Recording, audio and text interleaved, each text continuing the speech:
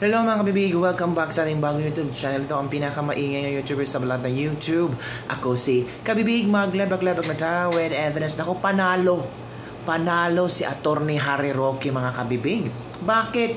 Ang DFA nag-release ng statement na isa lang ang passport ni Attorney Harry Roque. Nako, kasi yan ano bang mga pinagsasabi nyo, maraming passport si Attorney Harry Roque? Sino ba nagsalita dyan kabibig? Ay ewan ko kung sino nagsalita na maraming passport si Attorney Harry Roque. Ano siya? Alien? Sabi dito, DFA clarifies that former president spokesperson Harry Roque only has one active passport since his tingnan mo nabulol ulit ako. Since his diplomatic passport issued during the Duterte administration has expired last December 2022. Ayun pala. Mali-mali ang inyong interpretasyon. Baka naisip nyo ba yung diplomatic passport tapos yung passport na Attorney Harry Roque? Baka sabihin nyo, ay nagdoble-doble yung passport Attorney Harry Roque. Kaya delikadong hindi yan madakip. Bakit siya dadakpin? Ano bang kaso ni Attorney Harry Roque?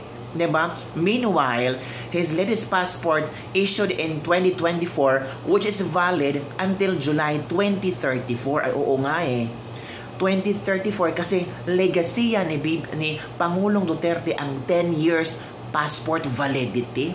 Congratulations Harry Roque, ikaw na talaga ang pinagpala, sabi ng mga netizen mga kabibig. Kaya yung iba dyan ay parang tumaas ang kilay. Sabi ng iba, ano ba kayo? Wag kayong magpaloko kay Harry Roque. Magpaloko kay Harry Roque? Ang DFA nga nagsabi. So it means loko-loko ang DFA? Kayo talaga. Para lang talagang mabigyan ng tawag dito, substance yung mga sinasabi nyo na si Harry Roque ay scammer, si Harry Roque ay manloloko, siya pala ang totoong bodol-bodol. Ay, DFA na nagsabi. At ito pa, sabi ni Harry Roque, yung Interpol red notice request nila, drama lang daw yun. Drama? Iba talaga si Harry Roque bumanat. Sabi dito, former presidential spokesperson Harry Roque downplayed the request of the Criminal Investigation and Detention Group, CIDG, for the International Criminal Police Organization, Interpol, to issue a red notice against him. In an interview with broadcaster Corina Sanchez Rojas on Billionaire News Channel's Primetime Newscast Agenda, Roque explained that a red notice would only take effect if he crossed international borders. Sabi ni Roque, dahil nga kinuha ng Dutch authorities ang aking passport, hindi naman ako makakaalis ng Schengen area. So dito lang ako sa Schengen. So kahit maglagay sila ng red notice alert sa akin, wala namang posibilidad na masaserve sa akin yan dahil hindi naman ako pupwedeng lumabas sa Schengen area. Wala pong saysay yan. Sabi ni Harry Roque, drama lang po yan para siguro masabi nilang may ginagawa po sila. Bring it on. I will face them at tingnan natin kung sino ang mananaig. Naku. Ito pang sabi ni Harry Roque, hindi ko na po kailangan ng mole dahil alam naman ko po ang aking international law. 25 na taon ko pong tinuro yan at pinapractice at pasensya na lang po sila na mas may konti pa akong alam sa international law kesa sa kanila. Yan kabibig ha. Confidence Harry Roque. Akala nila ba na mauto-uto na si Harry Roque, matakot si Harry Roque? Hindi pala. Si Harry Roque hindi niya iiwanan si Tatay Digong. I don't know kung nagkita na ba si Harry Roque at sina Amy Marcos, kasi last time may post si Harry Roque kasama si Maharlika kasi si Maharlika bumalik sa ICC sa The Hague.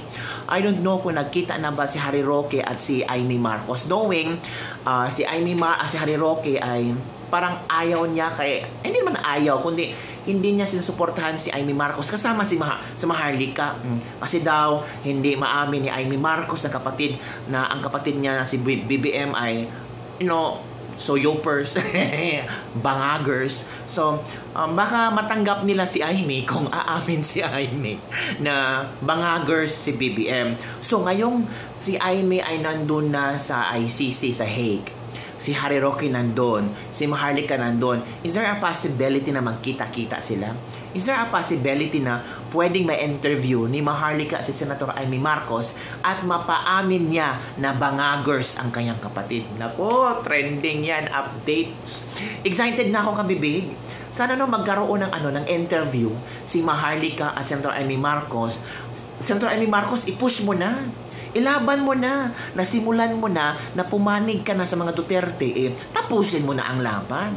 Kung ikaw ang pwedeng tatapos sa sungay, puputol sa sungay ng kapatid mo, putulin mo na. Nasimulan mo na yung first step, second step, ay tapusin mo na para matapos na, dahil kasi ang Pilipinas gulong-gulo na, dahil nakita mo naman ang mga nangyayari ngayon, di ba? So, panoorin natin ang video ni Harry Roque, mga kabig. Let's watch this video. Nagsampa po sila ng motion sa hukuman, no? Okay. At sinabi nila na ako daw ay pugante. At ang sabi nila, pugante daw ako dahil umalis daw ako ng bansa matapos ma-issue ang warrant of arrest. Well, kung ganyan po ang definition, hindi po ako pugante kasi matagal na po akong wala ng Pilipinas. At kailan lang naman po na-issue ang warrant of arrest, no? Ako po'y umalis sa mahigit 8 buwan na sa Pilipinas at ibig sabihin po niyan, hindi ako tumakas sa Pilipinas matapos ma-issue ang warrant of arrest. In fact, ako po ay naka-asylum status na dito sa Netherlands mula pa noong March 19, long before the warrant of arrest was issued. Asylum status po, kasi the last we heard was nag-apply po kayo ng asylum, 'di ba? So, pag sinabi niyo pong asylum status, nandun na po ba 'yun sa inihintay niyo kung anong decision or napag-desisyon na po talaga? Wala pa pong desisyon, pero ang nagbibigay sa akin ng karapatan na tinatawag na non-refuma or the right against deportation, no, is my status as an asylum seeker. So it is the status of having applied for asylum na nagbibigay ng karapatan, garantiya laban sa deportation pabalik ng Pilipinas. Sa inyong exchanges po sa government po dyan, sa Netherlands po, ay meron po ba silang binigay na timeline or are they updating you? Ano nang nangyayari dito po sa status po natin pagdating po sa asylum? Ang average waiting time po for applications sa asylum is about 2 years.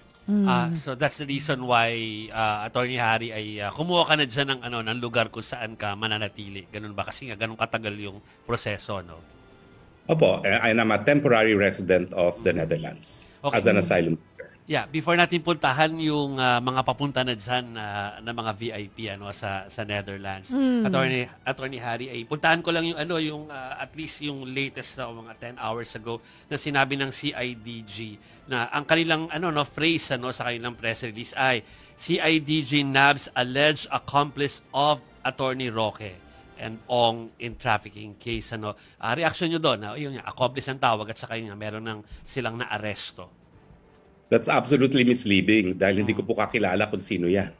Wala po akong kinalaman sa kanya, hindi ko siya kakilala. At in the first place, meron po akong motion for reconsideration doon sa decision ng Department of Justice kasi kung babasahin yung resolution nila, wala talagang basihan kung bakit nila ako dinawit sa kasong. Kaya tuloy, ang naging desisyon ng dalawang mahistradong pinapadisqualify, hindi nyo naman kinwestiyon ng jurisdiction Ni hindi nyo sinabi na dahil hindi na kayo miyembro, natapos ng jurisdiction ng hukuman, by the time nag-file ng request to commence preliminary investigation yung piskal, yung prosecutor. At yan din yung sinabi ng majority sa appellate tribunal. Hindi mo naman po pwedeng i-allege yung issue of jurisdiction at the very first instance on appeal. Although ako, tingin ko mali rin yun. Kasi jurisdiction, as a general principle of law, sa lahat ng jurisdiction sa mundo, kung walang jurisdiction, kahit anong stage po pwede mong erase. Pero yun na nga, ang naging desisyon ng appellate tribunal, hindi mo rinase sa pre-trial chamber, hindi na po pwedeng madiskursuhan sa appellate tribunal. So ang suma total, ang tingin ko, ibabasura yung disqualification, pero tingin ko, wala na talagang jurisdiction ng ICC at dapat nang ma-dismiss ang kaso kay Tatay Digong nang sa ganon siya'y makauwi na. at uuwi ako whether or not ikukulong ako o hindi ng Marcos administration. Dahil ang pangako ko naman, sasamahan ko si Tatay Digong habang nakakulong at sasamahan ko siya pag-uwi sa Pilipinas. So yun na nga mga kabibig, narinig nyo na si Atty. Harry Roque na hindi niya iiwanan si Tatay Digong. Dito natin makikita ba kung sino yung mga solido at talagang may pagmamahal kay Pangulong Duterte. Si Ruben Padilla bumalik din sa The Hague. So ang dami palang nagmamahal, no? Hindi lang mga OFW kundi maraming Pilipino. Ayon pa kay Roque, kung makakauwi man ng Pilipinas si Digong, kahit ipakulong pa siya ni Pangulong Bongbong Marcos, ay sasama ito pabalik ng bansa. Wow! Grabe ang dedication ni Atty. Harry Roque para kay Pangulong Rodrigo Roa Duterte, mga kabibig. Diba? So yun lang po mga kabibig ang ating latest lebak-lebak for today. Manalo sa Atty. Harry Roque ngayon tungkol sa kanyang passport. At yung sabi niya red notice, di pala epektibo yun o drama lang daw yun, sabi ni Atty. Harry Roque. So maghintay tayo sa mga latest updates kung ano ang mangyayari nitong circus, politics circus sa Pilipinas na naging trending every now and then, mga kabibig. Don't forget to like, subscribe, and share this video. Bye everyone! See you next time!